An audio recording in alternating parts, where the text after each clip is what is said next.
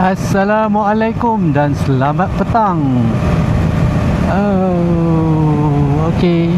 So hari ni aku dalam perjalanan balik daripada Teluk Intan. Cuaca sudah mendung. Masa menunjukkan pukul 3.15 petang. So kita cuba membuat vlog sambil riding. Okay, aku dah orang kata dah 2 bulan jugalah aku pakai, lebih 2 bulan lah aku pakai motor ni. Mileage pun dah lebih 2000 km. So aku ada beberapa benda lah yang aku nak bagi tahu lah, apa yang aku suka dan apa yang aku tak berapa nak suka lah.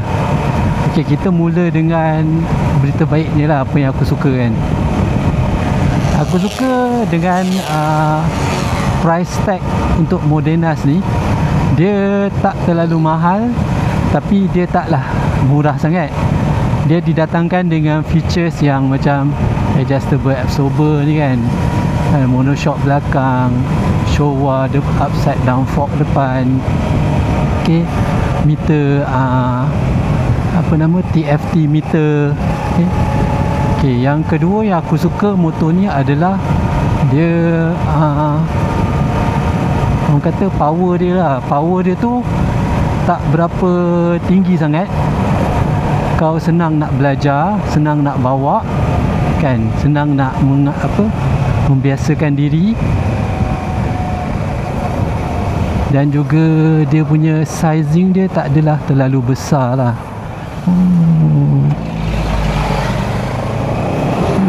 Nampak? So aku boleh lah nak cilok-cilok kan, InsyaAllah.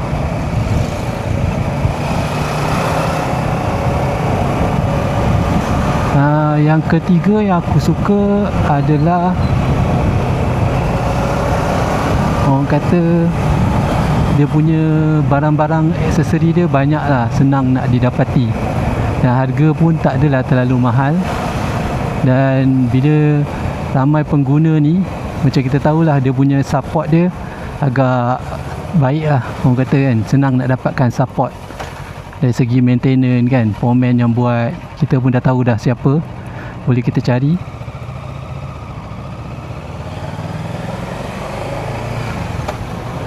kan. Itulah 3 benda yang aku suka lah untuk Modenas Versys. Okay, sekarang ni aku cerita pula 3 benda yang aku tak berapa nak prefer sangat lah. Okay, yang pertama adalah orang kata dia punya berat lah kan. Dia agak berat, so kena ambil masa lah juga untuk maneuver dia dalam trafik, keluar masuk parking kan. Tapi itulah dia punya kelebihan untuk berat adalah bila kat highway kau orang kata lebih sedap lah kau cruising dan tak perlu risau orang kata kan. So yang kedua yang aku tak berapa nak prefer sangat adalah dia punya starter. Dia orang kata dia menggigil ni dia punya, bila low speed ni dia bergetar bergetar. Itulah dia, bila low speed dia tak shock orang kata kan. Dia tak smooth, kena banyak main gear. Dan kadang gear 2 pun dia gegar juga. Dia bergegar lah.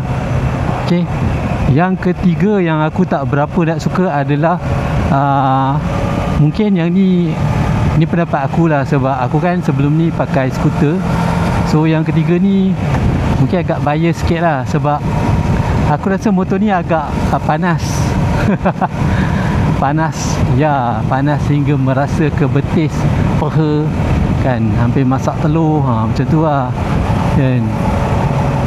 Tapi bila kau dah kat kelajuan yang orang kata cruising speed untuk highway, dia just nice lah orang kata.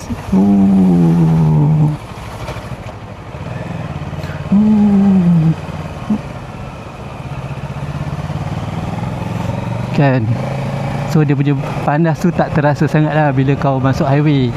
Itulah antara 3 benda yang aku suka dan yang aku tak berapa nak suka sangat lah pada motosikal Versys ni. Okay guys, sampai kita bertemu lagi. Bye bye.